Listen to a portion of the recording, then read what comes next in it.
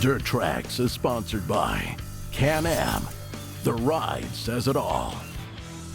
Polaris, the world leader in off-road innovation. And by Yamaha. Conquer Outdoors.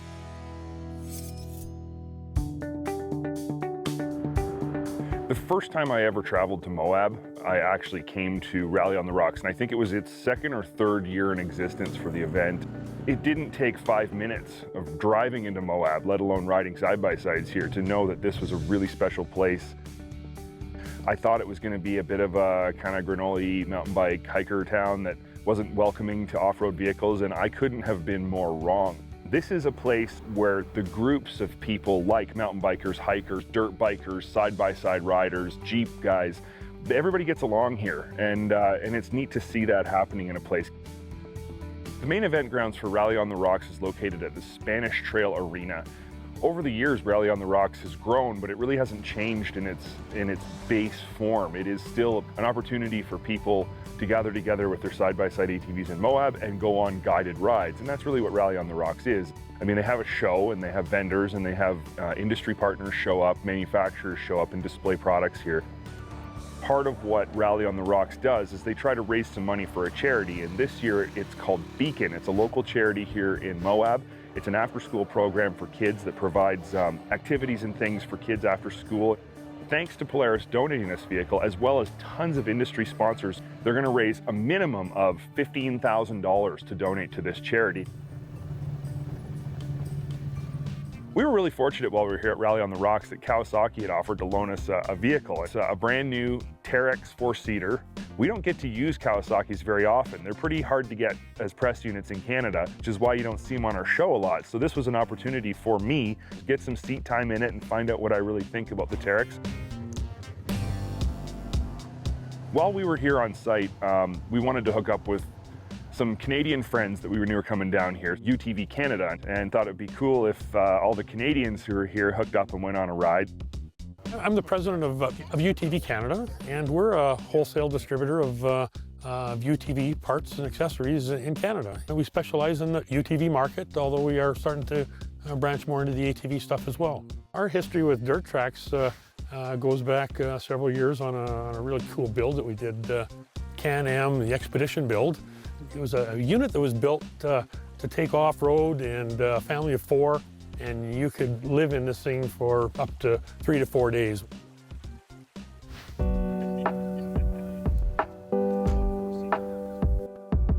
In the morning, everything looked great. It was a little chilly, but not too bad. And all of a sudden, it's like the wind blew in, it started to rain, and as the wind blew in, it blew this cold front right on top of everybody, and it was freezing. It was like 5 degrees Celsius and overcast and raining, and we had to take off and do this day ride. And to say that it kind of put a damper on things would be true. Not enough that everybody turned around and left. I mean, we're all intrepid ATV side-by-side riders, but it definitely wasn't going to be the warm t-shirt ride that we thought it was going to be. Once we get up a certain distance to where we kind of enter the riding areas, the police escort left us, and we were on our own. So we continued on up into the Moab backcountry till we got to the Fins and Things trailhead. This trail wasn't overly technical. In the past here at Moab, we've ridden some of the most technical trails. We've done Poison Spider, which was my favorite and was awesome. This one was way more mellow. There wasn't very many steep climbs. There was only a few kind of gnarly crawling type rock features, but overall the trail was fun. And because the weather was kind of crappy, I think it was good that we were on a more mellow trail. The trails here are really unique. You'll never find more than 100 feet of the same trail. You're in sand for 2 minutes, then we were in the hard rocks. 2 minutes later, we're in the jagged stuff. We weren't sure what to expect from one corner to the next.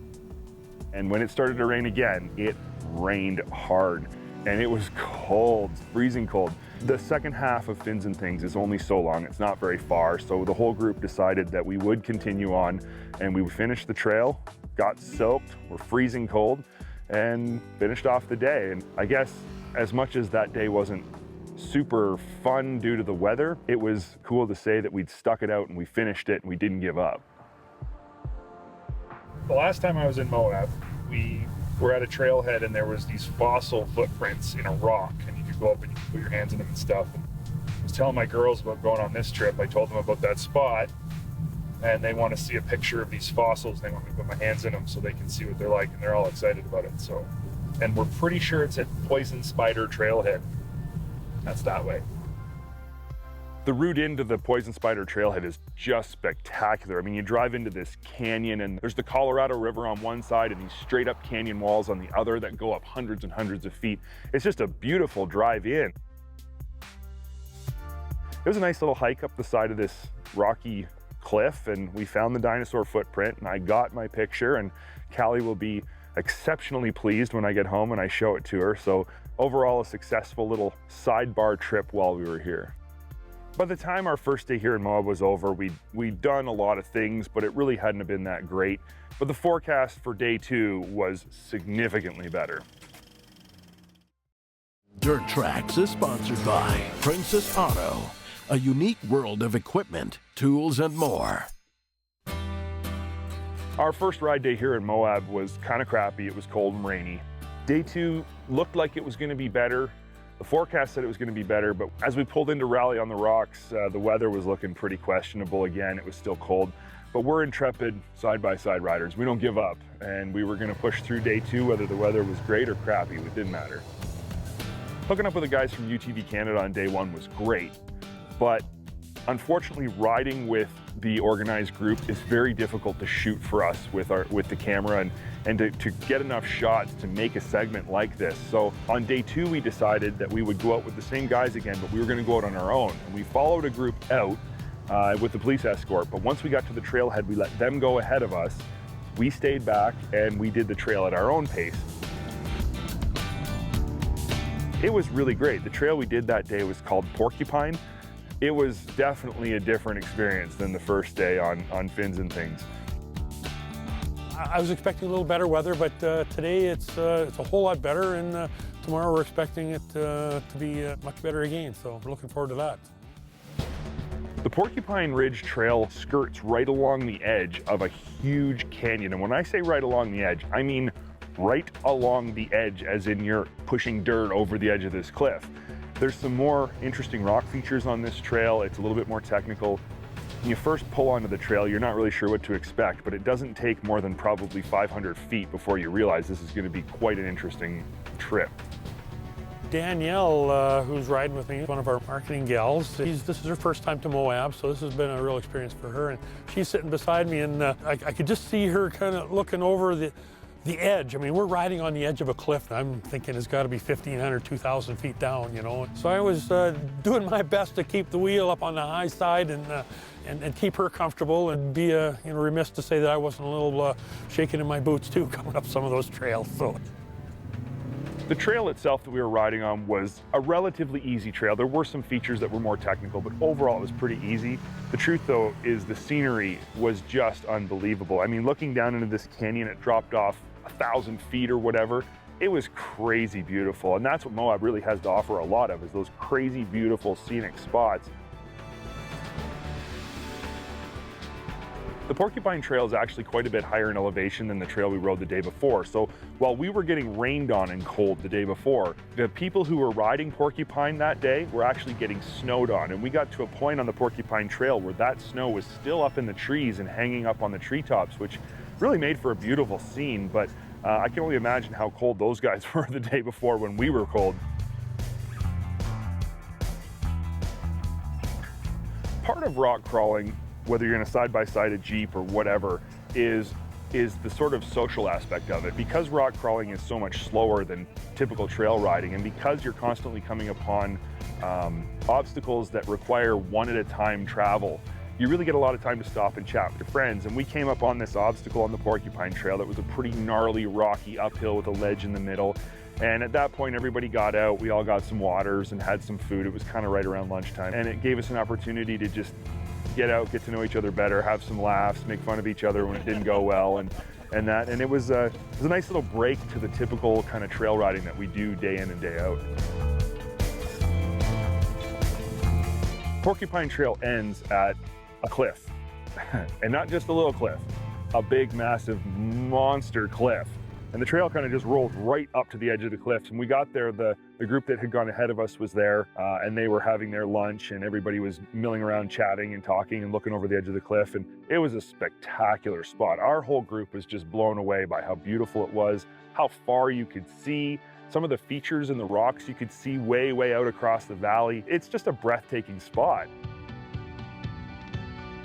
And I could see that the UTV Canada guys, Reed in particular, was really taken aback by it. He was shocked. You know, we look over on this side over here into these mountains here, and we see the remnants of yesterday's snow that the poor guys got on the ride up here yesterday. But then, you know, if we go over to this other side, and it's phenomenal how the formation can change in a quarter mile. So the views from here are just totally incredible. On the Porcupine Trail, you go out the same way you came in, and we turned around after we were done up on this cliff and had enough of the scenic views, as if you can get enough of scenic views. But when we were done, we headed back, and the obstacles going the opposite way. Some were easier, some were more difficult, but it was all just as much fun. When we got back out to the fire road that was going to take us back down into the town of Moab, it was a little wider and really twisty, so we hadn't had a chance really to go very fast on this trip. That's what rock crawling in Moab's all about, is pretty much slow speed. But in this case, we were able to fire it up a little bit, get a few more miles per hour under our butts. If you can make it, if you can either get your own vehicles to Moab, Utah, or if you have the ability to get here and rent vehicles, come here. Come to Rally on the Rocks. Attend the event. Experience all that it has to offer, and most importantly, experience Moab, because if it doesn't take your breath away, you might not have any breath left in you in the first place. It is just spectacular. Dirt Trax is sponsored by MrRPM Power Sports, race-inspired performance.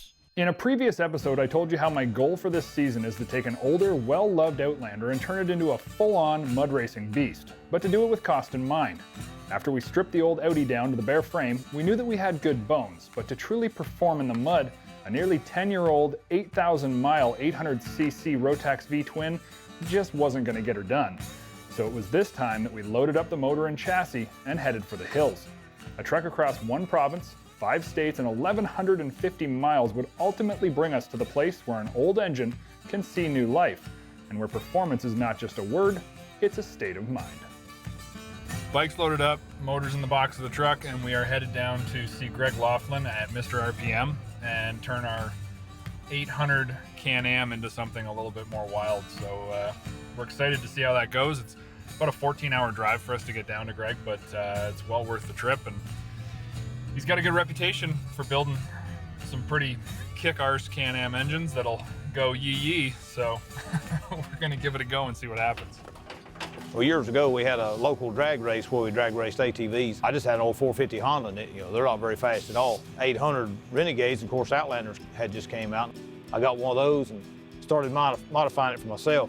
First thing was clutch kit, tuner. Next thing is I just went with a turbo and a dedicated ECU. And then came big bore and better clutches. And at the time, there were no good clutches like a full billet like STM or QSC maybe.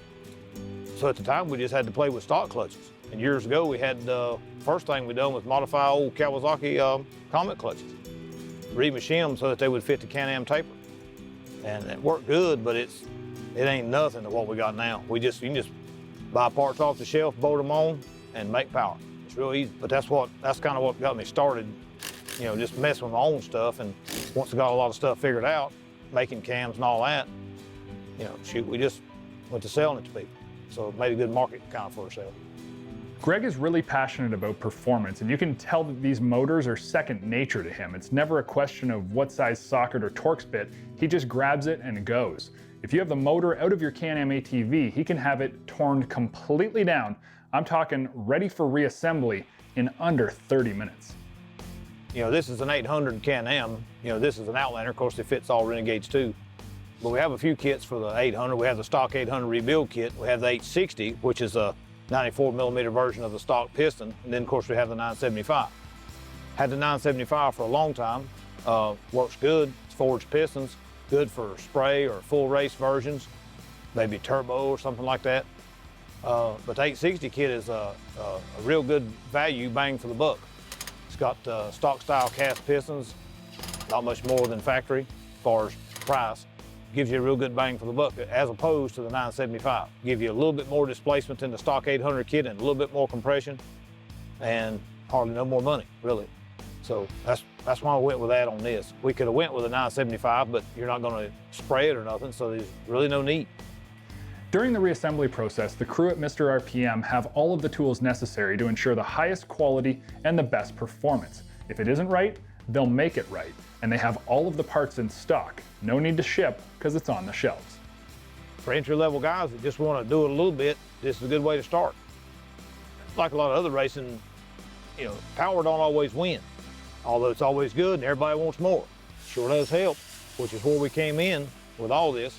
But you know, you can, if you're good at mud racing, you can take a smaller CC bike and some good tires and some skill and run with anybody. You know, if you mess it up, you're not destroying a great big, you know, $18,000 XMR. You've got a relatively inexpensive older machine. With the motor on its way back together, my excitement for dyno testing was getting pretty high, but there were a few custom adjustments that we'd need to make before we got this thing to that point. Stay tuned to next week's episode where we're going to continue our custom mud racing build. Closed captioning of Dirt Trax is sponsored by Triton Trailer, built for adventure. There's no question the most versatile of all side-by-side categories is the sport utility. What's interesting is that there was a time that the industry was moving away from this classification in favor of dedicated sport and dedicated utility models. But it quickly became clear this is an extremely valid market, one Yamaha has been playing in for quite a while with their Wolverine. As a sport utility, a side-by-side needs to be able to both work and play, and it has to do an admirable job at both. At first glance, the Wolverine R-Spec SE seems to fit the bill perfectly. The first and most important feature you're going to notice is the shocks. Fully adjustable piggyback shocks from Fox in Canada and from KYB in the US are pretty serious units, and they give the driver the ability to tune the ride characteristics of the Wolverine with ultimate precision. Double A-arms up front and out back provide right around 10 inches of suspension travel. And while by no means bottomless, these high-end shocks allow the Wolverine to ride quite plush while still maintaining a certain level of bottoming resistance on larger hits. It doesn't take long to overwork the suspension when you're pushing it hard, but at realistic trail speeds the ride is quite good. Speaking of speed, can you guess what engine you'll find under the hood? If you said Yamaha's tried and true 700 single, you get a point. No one can fault this engine for having excellent bottom end torque and for being ultra durable, but it shouldn't come as a surprise to anyone to hear it's pretty soft on top. It takes a long time to get to the Wolverine's top speed of 53 miles an hour, and you'll need a long flat stretch of trail to do it too. We all know Yamaha needs a new motor for vehicles like the Wolverine though, so we won't beat them up too much about it here. In terms of interior comfort and features, the Wolverine has a mix of both highs and lows. Tons of interior storage, for example, is great.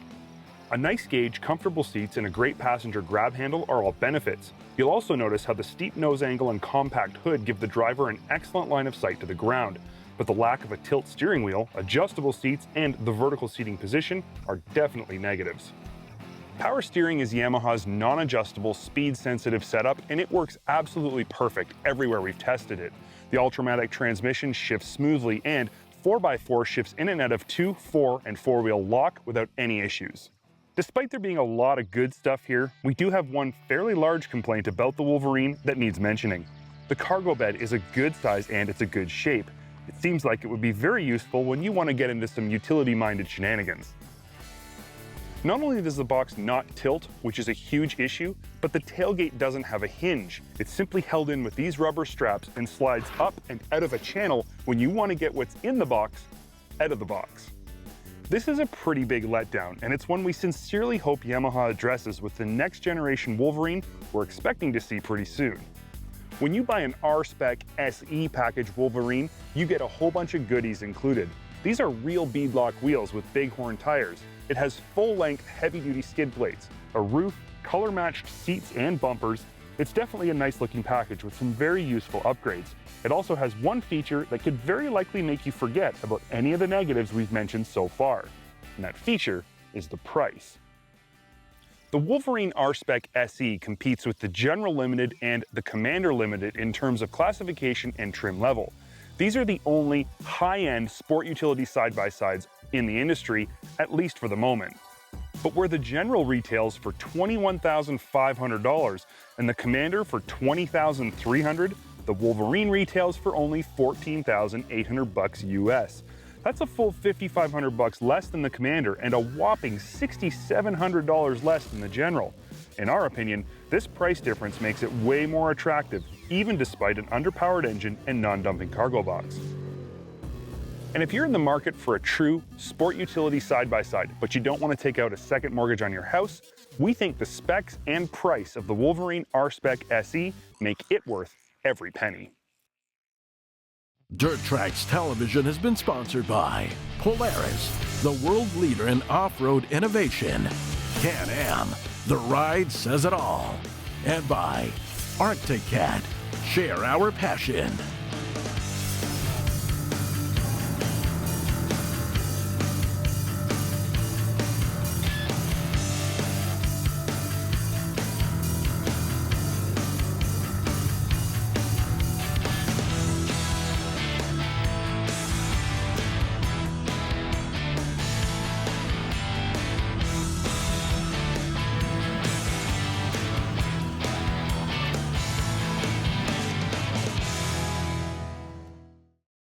Thanks for watching this latest segment of Dirt Trax TV. For more awesome content, feel free to click any of the links on the screen or subscribe to our YouTube page, where we update daily with great content on a weekly basis.